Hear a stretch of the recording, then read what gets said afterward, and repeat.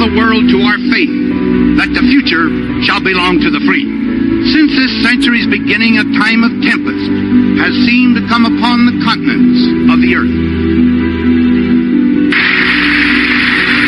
I would remind you that extremism in the defense of liberty is no vice.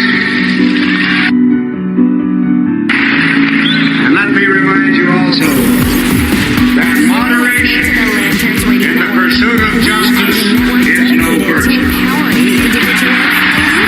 Truth, defending American exceptionalism, and inspiring I want the people of America to be able to work less for the government and more for themselves.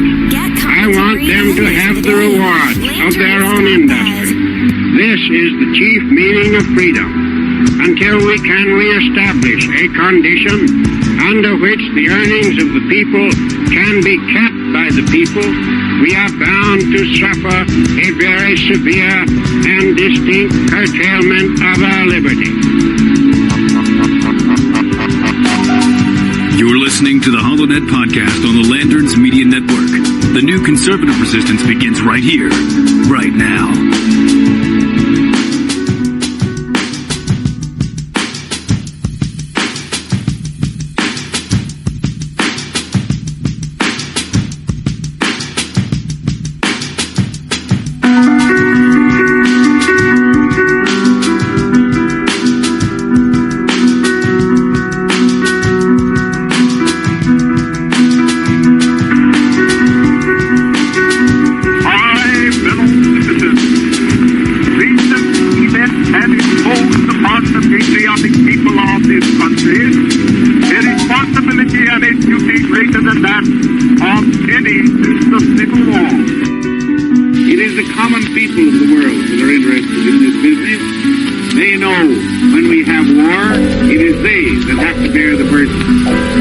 Sisters and mothers and daughters that have to wait trembling to hear the news. We are called as a people to give testimony in the sight of the world to our faith that the future shall belong to the free. Since this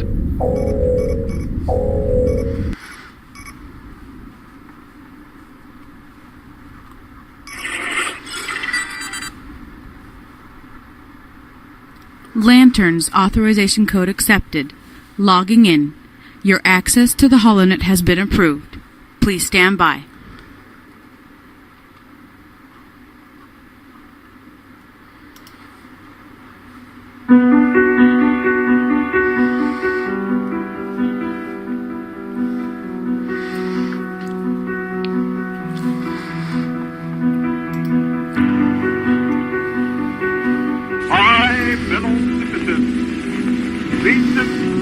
And impose upon the patriotic people of this country a responsibility and a duty greater than that of any since the Civil War.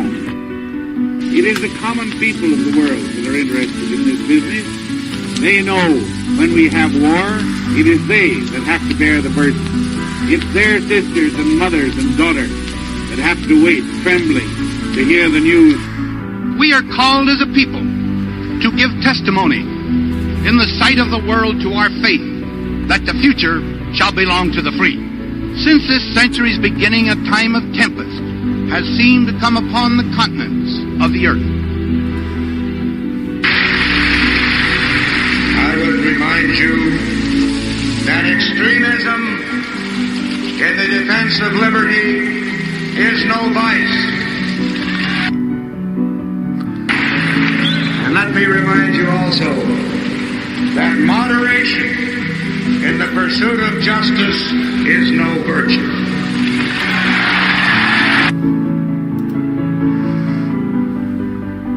I want the people of America to be able to work less for the government and more for themselves. I want them to have the rewards of their own industry. This is the chief meaning of freedom. Until we can reestablish a condition under which the earnings of the people can be kept by the people, we are bound to suffer a very severe and distinct curtailment of our liberty. You're listening to the HollowNet podcast on the Lanterns Media Network. The new conservative resistance begins right here, right now.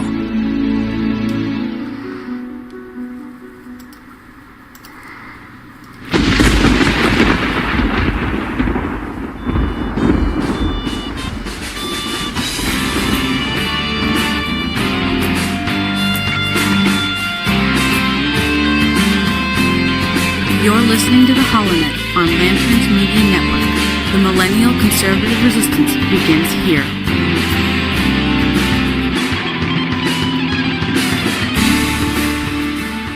Good evening. You're listening to the HollowNet podcast here on the Lanterns Media Network.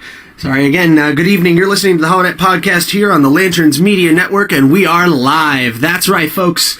Today, August 27th, in the year of our Lord 2017, we are live for the first time from the West Valley of Phoenix, Arizona.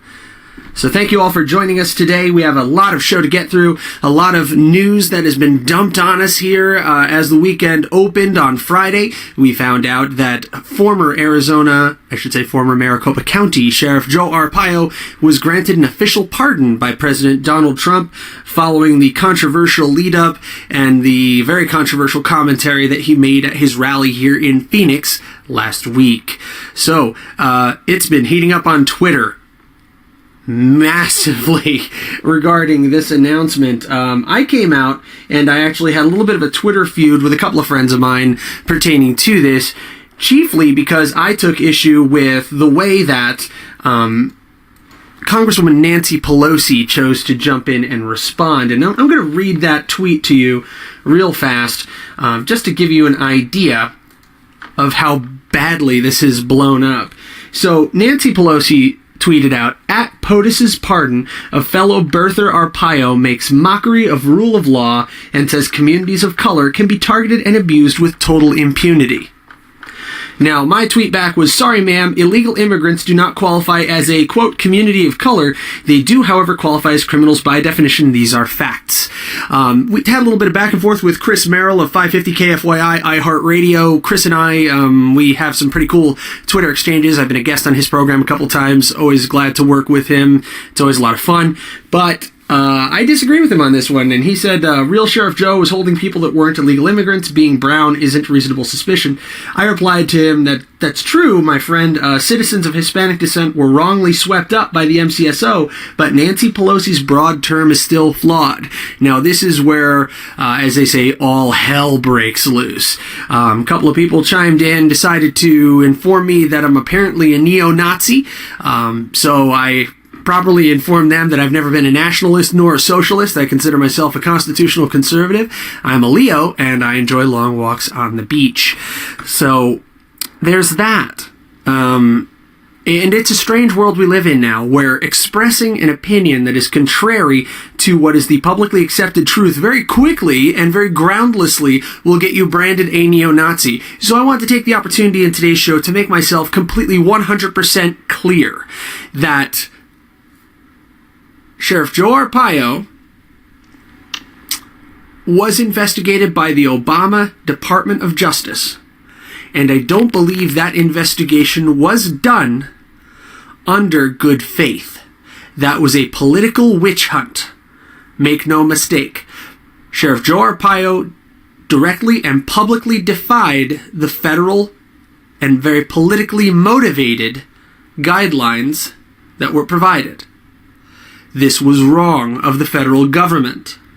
Now, two wrongs don't make a right. Sheriff Joe Arpaio broke the law. Whether Judge Snow's court order was a good court order or not, the proper way to fight this court order would have been in the courtroom, would have been with an appellate action, would have been with lawyers and with motions. Instead, Sheriff Joe chose to defy that court order, was caught, was prosecuted, and convicted of contempt of court. This is where Sheriff Arpaio, in my view, erred. Now, if we take a look, there were apparently 175 or so actual American citizens who were swept up in the MCSO sweeps. And Sheriff Joe, I need to see good numbers on this, claims to have arrested some 30,000 illegal immigrants and referred them back to the Department of Homeland Security and ICE for deportation. So if you take those two numbers, and again, this is conjectural, this is back of the napkin math, 175 out of 30,000 is a pretty good average. But I will say this, even a single American citizen being arrested and detained and held for no crime is wrong. I want to make sure I'm 100% clear on that. American citizens being arrested and detained on a basis of the color of their skin is wrong. However, that is not what Sheriff Arpaio was convicted of. Sheriff Arpaio was convicted of contempt of court. So here's where we get to the bones and blood of it, okay?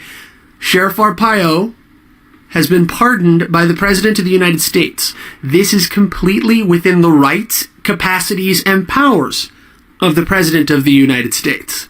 Without question, this is directly granted the President under the Constitution of the United States. The sheriff was convicted of contempt of court. The President pardoned him for contempt of court. Now, if he was convicted of civil rights violations and was pardoned by the President of those charges, if he was convicted of wrongful imprisonment and was then pardoned of those charges by the President, it would be a different conversation. He was pardoned for contempt of court. So we need to keep our eye on the ball there. So for the record, policing illegal immigration, good. Violating court order, bad.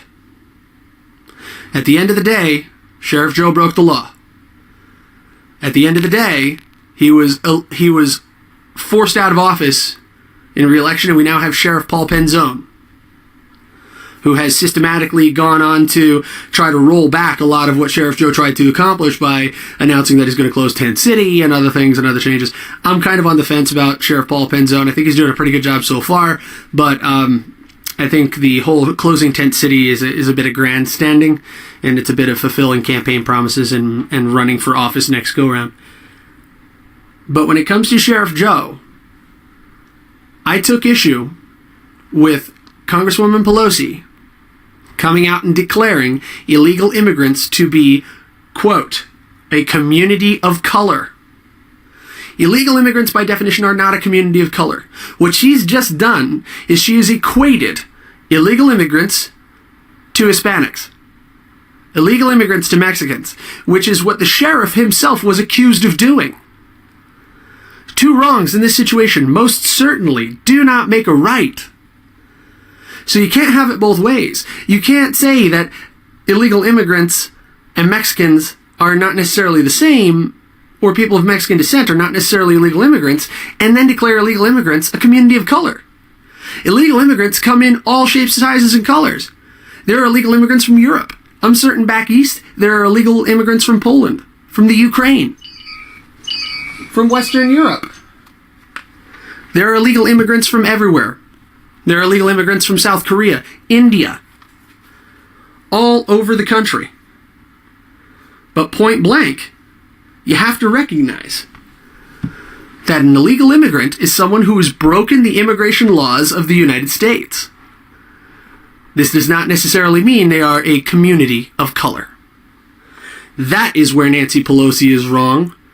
That is where Sheriff Joe Arpaio is accused of being wrong. But let's make this clear. The sheriff was convicted of contempt of court and was pardoned of the same. Right or wrong, these are facts. You're listening to the HollowNet podcast here on the Lanterns Media Network. We're going to take a quick break, and when we return, we're going to talk about the latest explosion of violence at a pro-Donald Trump rally in Berkeley, California, and also new reports of terror in the streets of London, just outside of Buckingham Palace. I'm Matt Holloway from Phoenix, Arizona, and this is the HollowNet podcast on the Lanterns Media Network. We'll be right back.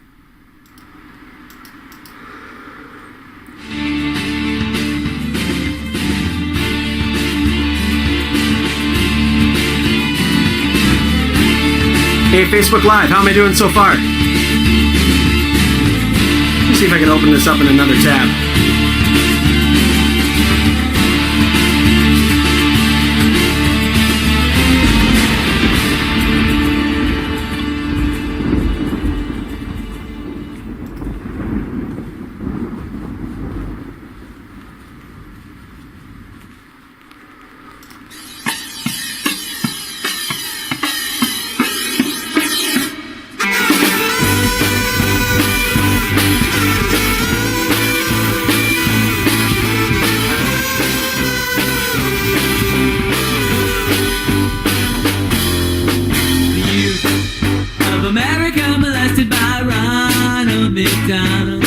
It's true. Has it happened to you? 'Cause it starts with a dime, it ends with a dollar. Makes me wanna get up and holler. Hey, what has it happened to you? 'Cause it's happening all around, and no one's making a sound about it. Gotta take back America, 1, 2, 3. Take back America, you and me. Take back America, or we're all screwed.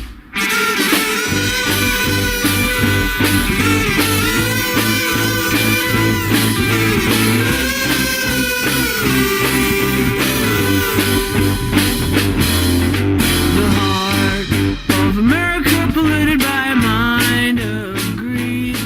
It's true. Has it happened to you? You're listening to the HollowNet podcast on the Lanterns Media Network. The new conservative resistance begins right here, right now.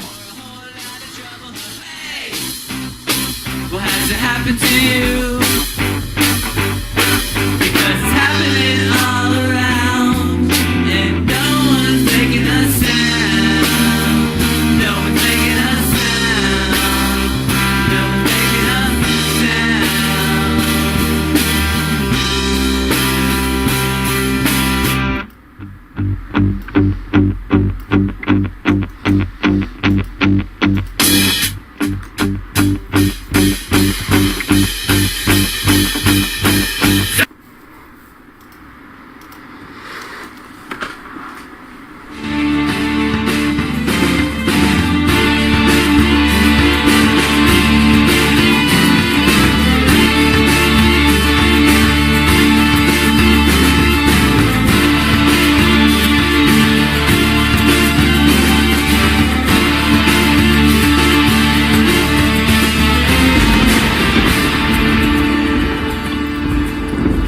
And we're back. You're listening to the HollowNet podcast here on the Lanterns Media Network, and I'm Matt Holloway.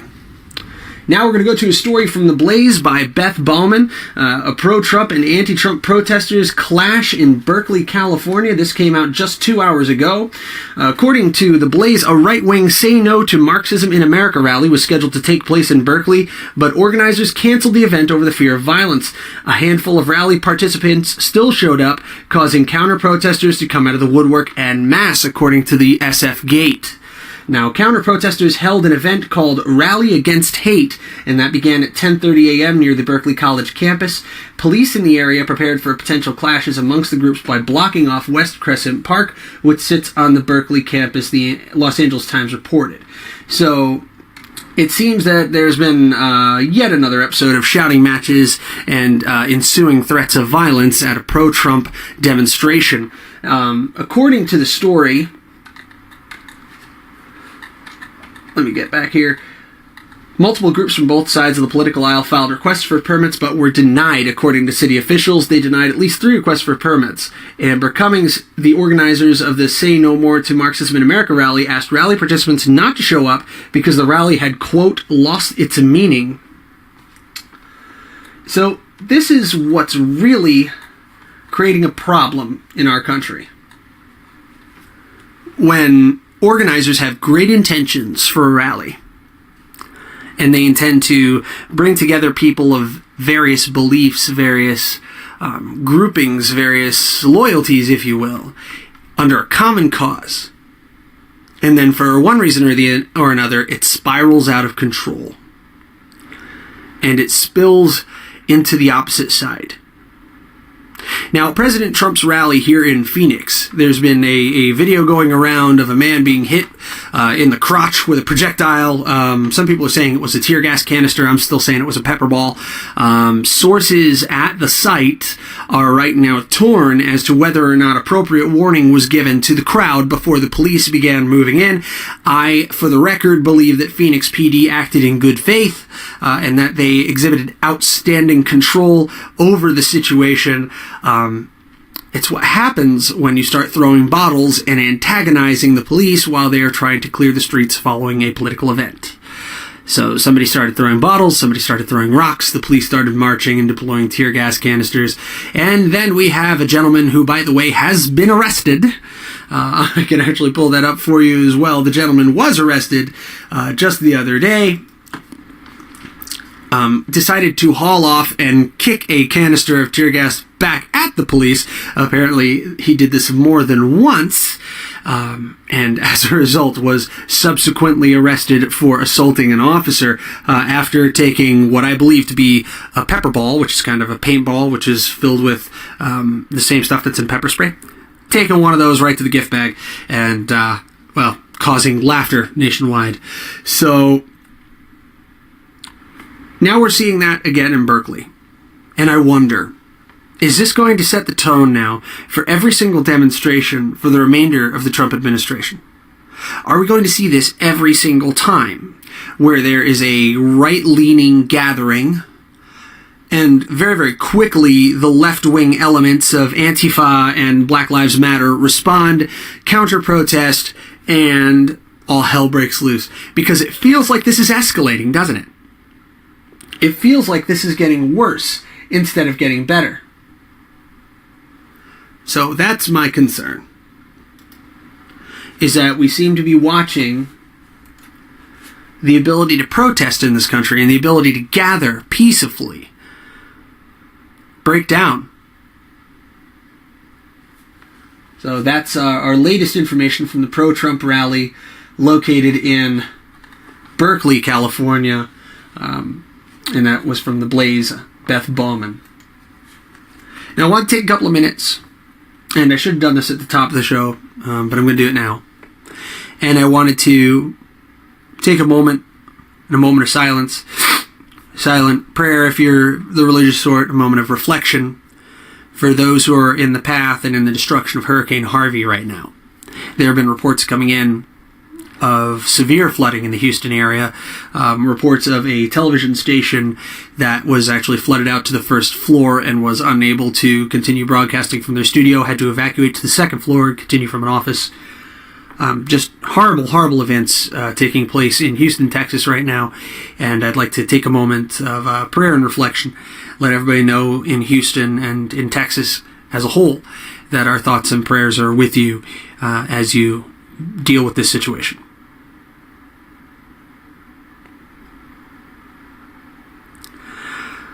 Thank you. So, further reports from Fox News this hour. Unprecedented Texas deluge. Rainfall from Storm Harvey may reach 50 inches. Thousands of water rescues so far in progress in that area in Houston. So right now there are several clips of this that are available on FoxNews.com. Tropical Storm Harvey, as it now is impacting in Texas and forcing people to flee to their rooftops. Thousands of people are calling 911. The National Hurricane Center said Harvey is now, with 40-mile-an-hour winds, is moving south on a track that will bring it back to the Gulf of Mexico, where it will strengthen before heading back to Texas again. So this could be an incredibly rare double-dip hurricane. There have been a couple that have done this, multi-landfall hurricanes. I'm actually going to pull that up for you right now. I can think of a couple going back through the years.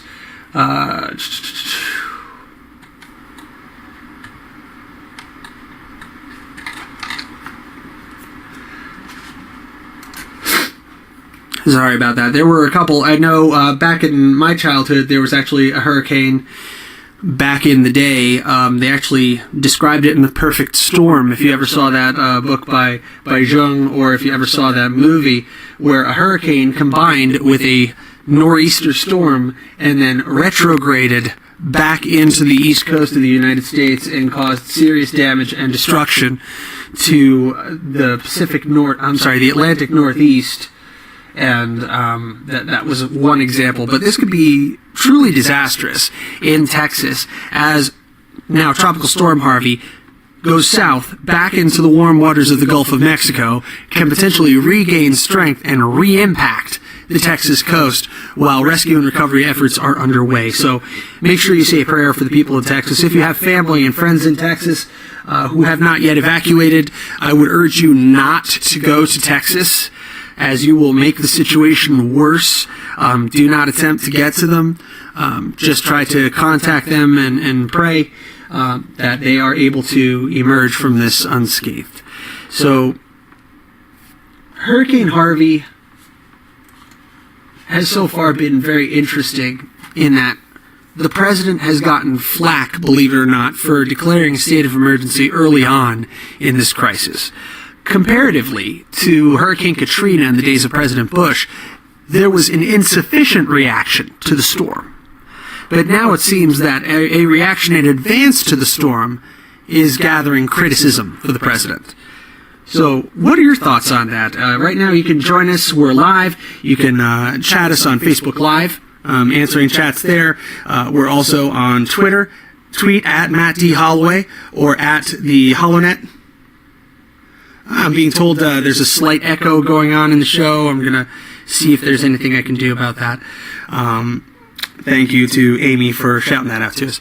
I'm also getting a report here from my good friend AJ.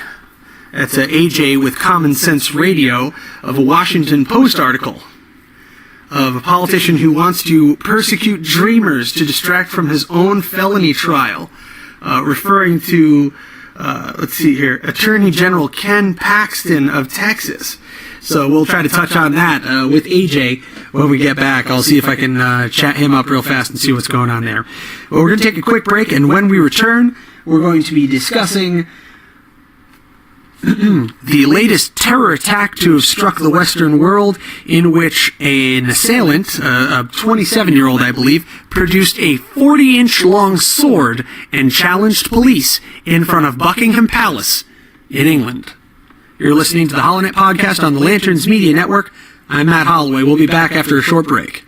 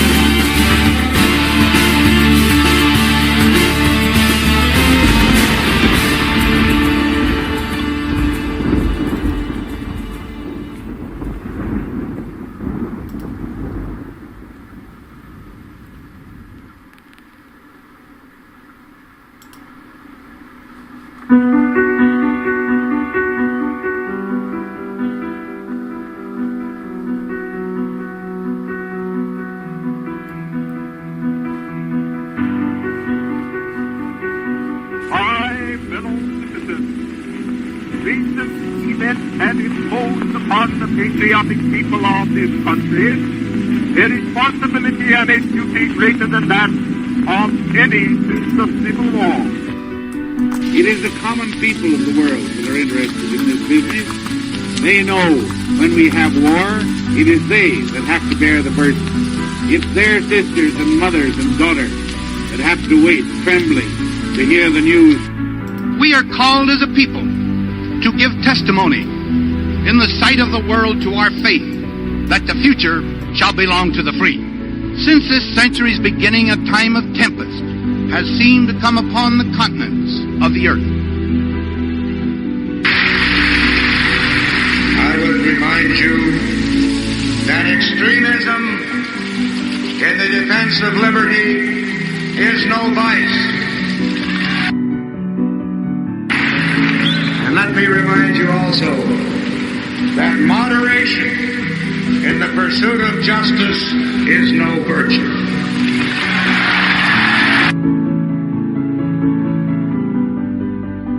I want the people of America to be able to work less for the government and more for themselves. I want them to have the rewards of their own industry. This is the chief meaning of freedom. Until we can reestablish a condition under which the earnings of the people can be kept by the people, we are bound to suffer a very severe and distinct curtailment of our liberty. You're listening to the HollowNet podcast on the Lanterns Media Network. The new conservative resistance begins right here, right now.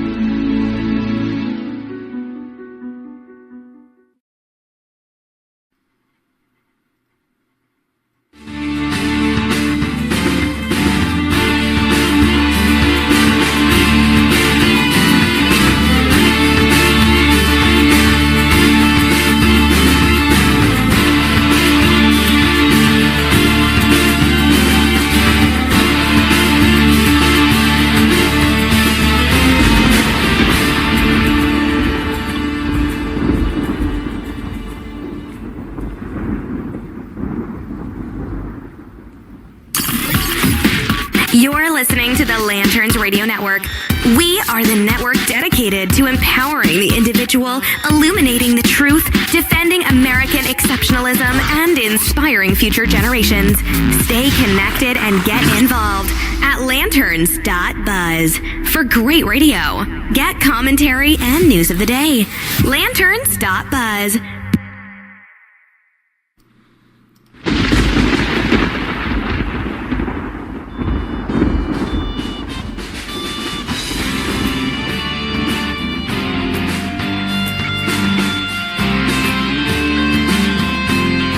You're listening to the HollowNet on Lanterns Media Network. The millennial conservative resistance begins here.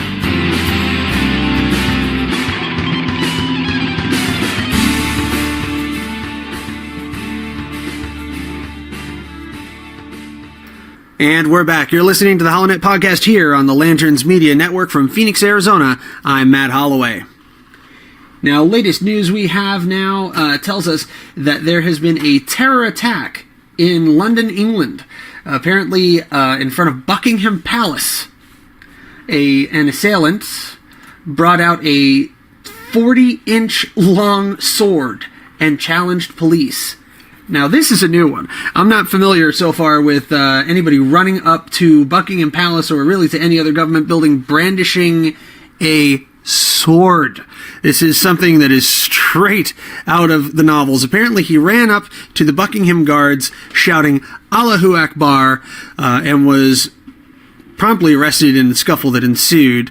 Now, this is definitely a first and is starting to kind of bring together the image of the growing threat to the West in general, not just to the UK, not just to France, but the growing threat of terror taking unusual forms.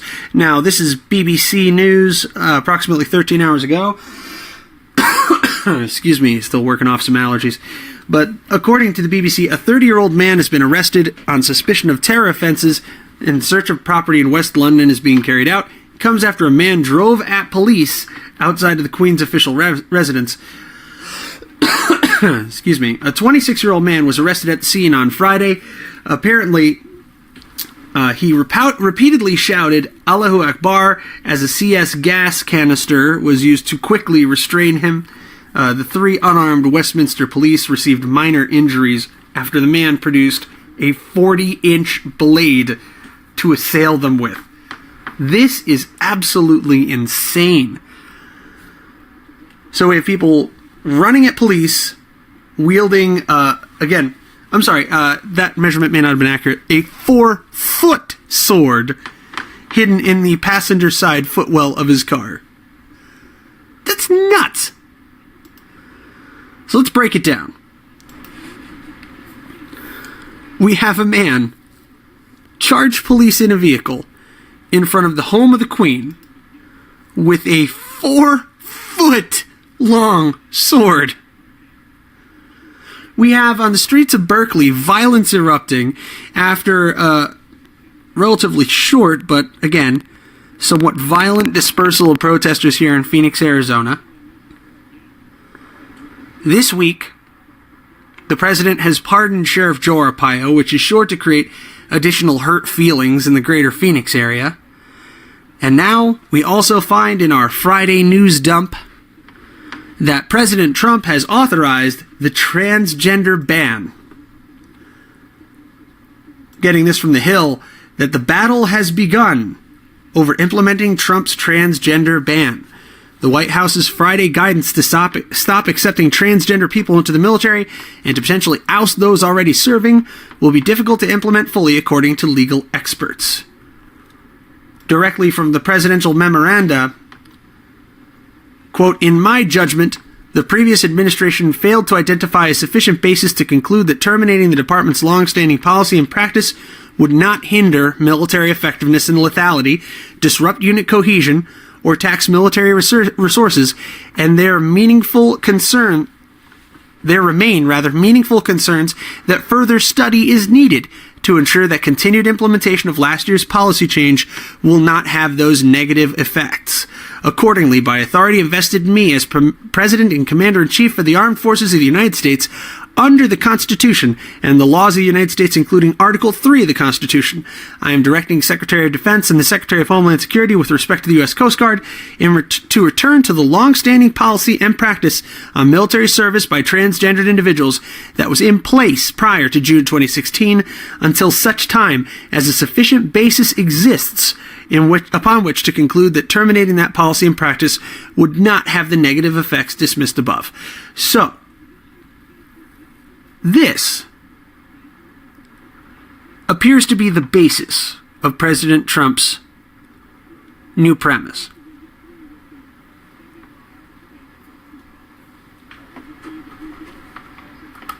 That there was never sufficient study to the consequences of President Obama's June 2016 order, which essentially enabled transgendered individuals to serve in the military openly. That this was a rash move, as it were. Now,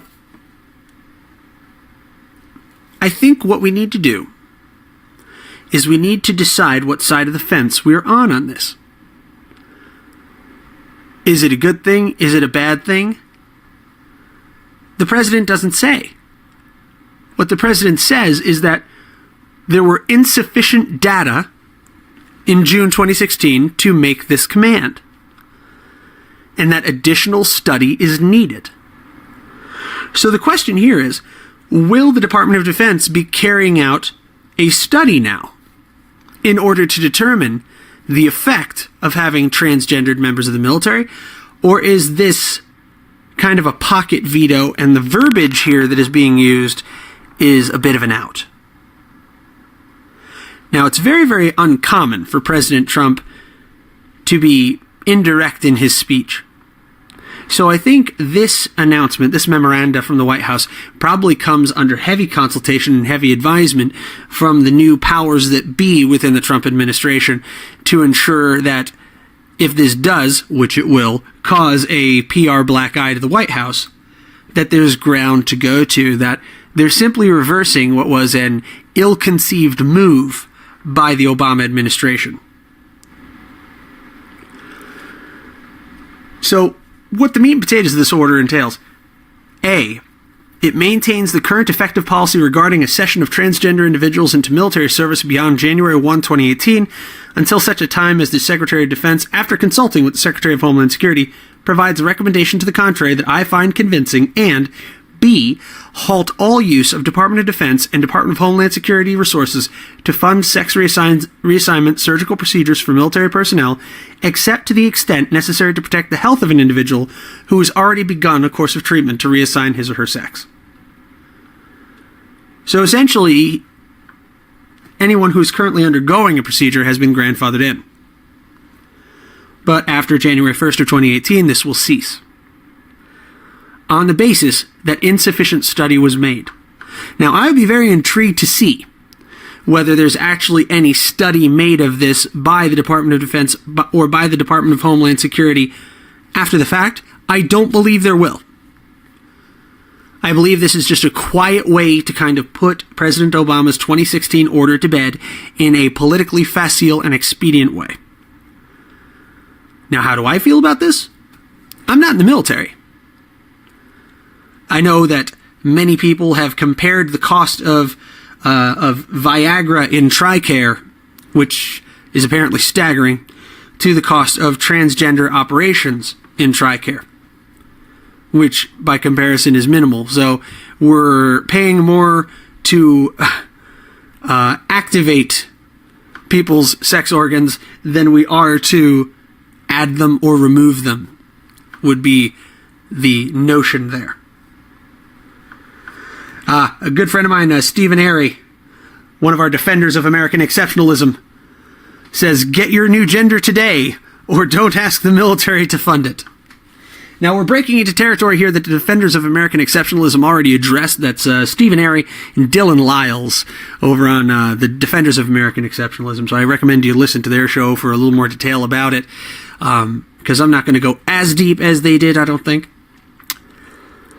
But I'm really going to be fascinated to know if any study actually follows this, or if this is just kind of quietly put to bed now, and if we're told to move on and look away from this topic.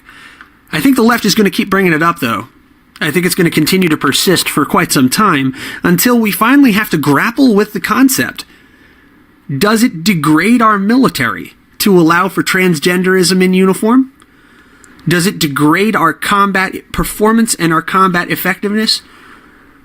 My 2 cents is that when we're bringing people away from the front lines for an extended period of time to have a surgery which requires a very long recovery, when we're talking about deploying men and women to the front lines where hormone treatments may not be readily available, where what is available to them is the bare bones, I don't think that lends itself to an effective military presence. At least not a front-line effective military presence.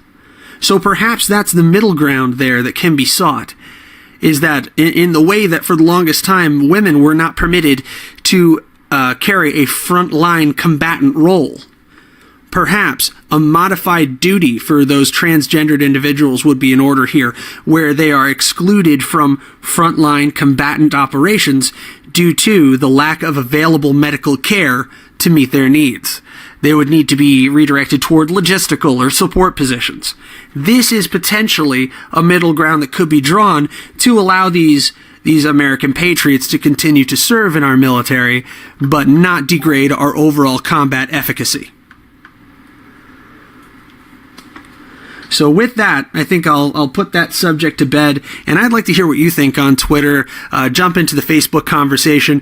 I know Steven's been giving me a couple of pointers here, so let us know what your thoughts are. Transgenderism in the military, no transgenderism in the military, or pro-transgenderism in the military, or is there a middle ground there wherein modified duty is an available option and a desirable option? Let us know what you think. You can tweet at Matt D. Holloway at the HollowNet. Join the conversation on Facebook at facebook.com/HollowNet. And we're going to take a quick break. We'll be right back. You're listening to the HollowNet podcast here on the Lanterns Media Network. From Phoenix, I'm Matt Holloway.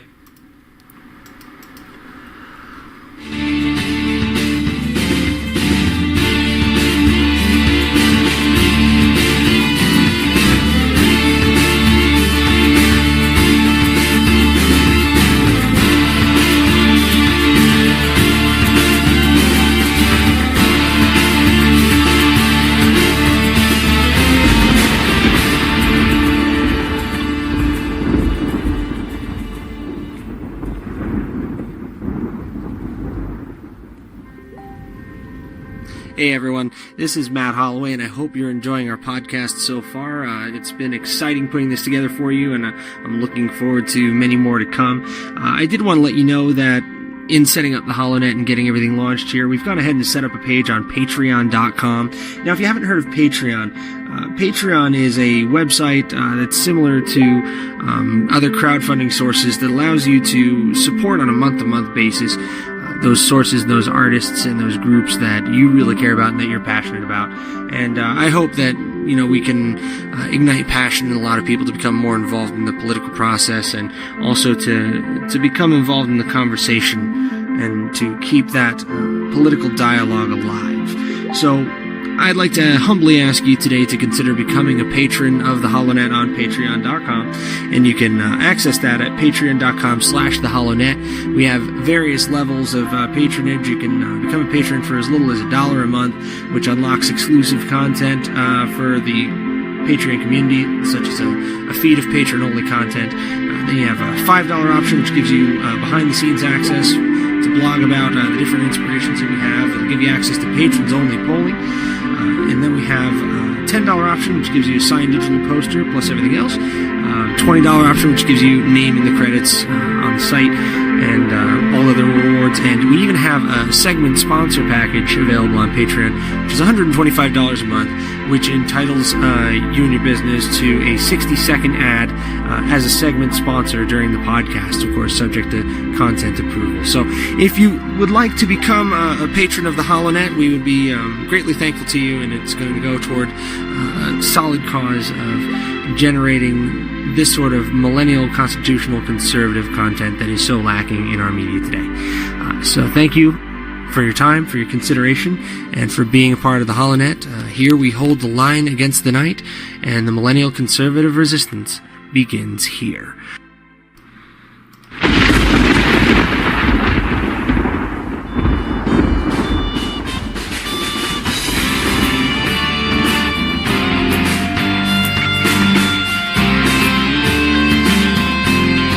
You're listening to the HollowNet on Lanterns Media Network. The millennial conservative resistance begins here.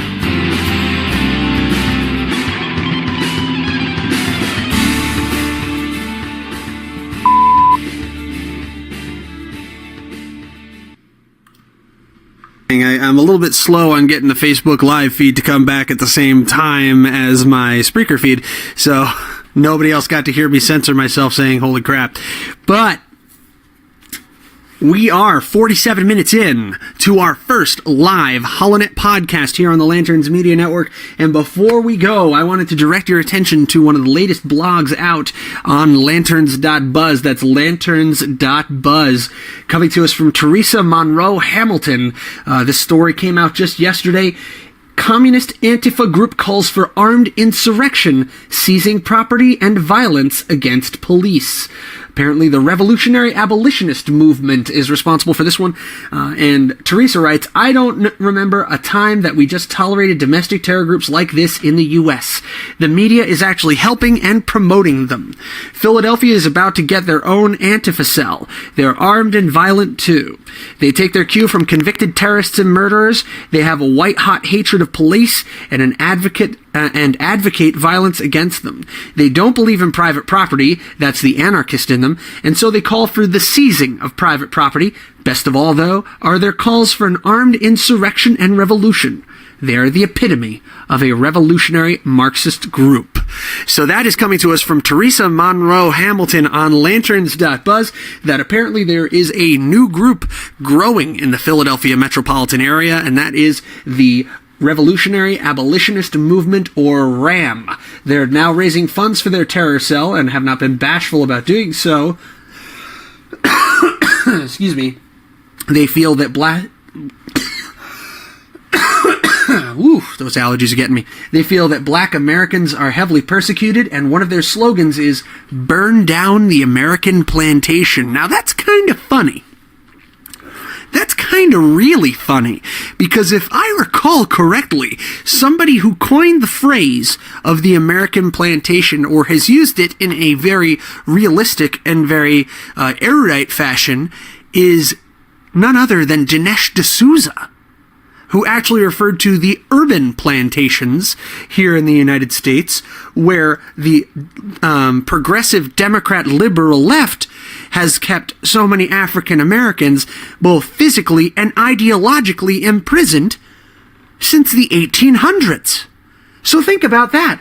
This new Antifa group, this revolutionary abolitionist movement, seems to be taking a page out of the book of Dinesh D'Souza in describing the American plantation. Perhaps they should read some of his works. I think they would find it very, very illuminating, and they might actually turn things around a little bit and maybe go conservative.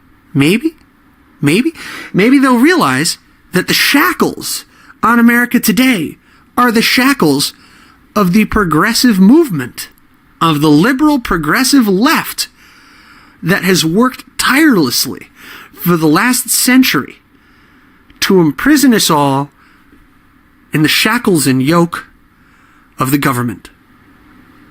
Now, I have one piece of criticism for President Trump's announcement to the people of Texas regarding Hurricane Harvey, and it's this. We need to come up with a new way to say that help is on the way, because for many in Texas, for many in the Midwest, for many here in the Southwest, some of the scariest words you will ever hear in your life are, "I'm here from the government and I'm here to help." Because so very often, when the government arrives, their help is not very helpful at all. Big government is a scary thing. And we want to make sure that when FEMA's coming into the rescue and when Washington is coming into the rescue, that it doesn't wear the same face and that it doesn't hold out the same hand that the Obama administration did and that the FDR administration did. That we separate from those illusions, that we separate from that cultural understanding of, I'm from the government and I'm here to help. But I'm going to laud the president on unleashing the power of the federal government to assist unleashing the funds necessary to do so in a timely fashion, whereas it can truly be of assistance to the people of Texas. And again, from the HollowNet, our thoughts and prayers are with them today. I know I read this morning that the Arizona Air National Guard has deployed helicopters to Texas, and our thoughts and prayers go with them that they may be successful in their humanitarian mission and that they may save as many lives as can be saved as the storm ravages the Texas coast. So we're coming up on the end of our very first hour of the HollowNet Live on the Lanterns Media Network. I want to give a special thanks out to Stephen Airy of the Defenders of American Exceptionalism, riding shotgun with me virtually here, providing me with some tips in real time in order to make sure that I'm getting you the best possible show that I can. I want to thank everyone who's watched and listened live on Facebook Live and everyone listening tonight on Spreaker. We will be back. This is our new time slot. Every Sunday now, 4 p.m. Pacific, 7 p.m. Eastern on the Lanterns Media Network. We were a little late to start here. I think we actually launched at 4:04 p.m., but as the technology gets in order here, we'll be doing better about that as we go on. You have my deep thanks. And remember, a new day is dawning, and we're here to hold the line against the night. We just have to hold on a little longer. From Phoenix, Arizona, I'm Matt Holloway.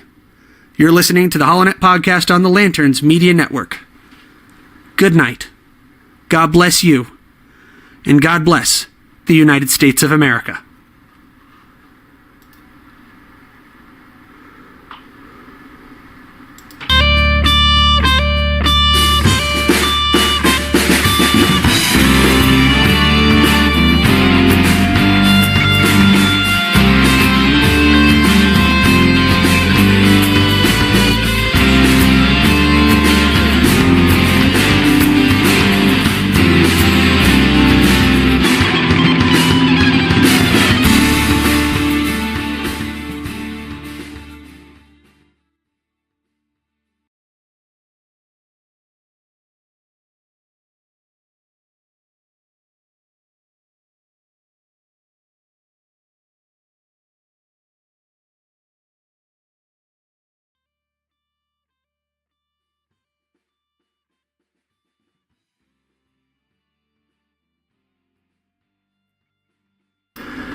That was pretty rough. I clicked the wrong one. Hey, I've got a 30-second cut of the outro music, and then I got a 1 minute 9-second cut. I clicked the 30-second one, so So, Facebook Live, how was that? How was the first run of the HollowNet podcast live? I had a lot of fun. Kind of bounced back and forth between a couple of different topics because I tried to keep the show kind of freeform, and I really need to play with my beard less. I'm learning that.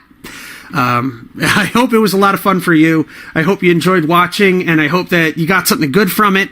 Thank you so much for joining me on the show. It's the first of many. I'm going to be trying to do the Facebook Live thing. I may jump on Periscope as well, but this is all for you guys. I mean, none of this happens without you. Your opinion is so important, so please do let me know how you feel about the HollowNet podcast on the Lanterns Media Network, and how we're doing, what we can do to improve and bring you a better show. So, from Phoenix, again, good night, God bless you, God bless the United States of America. Bye-bye!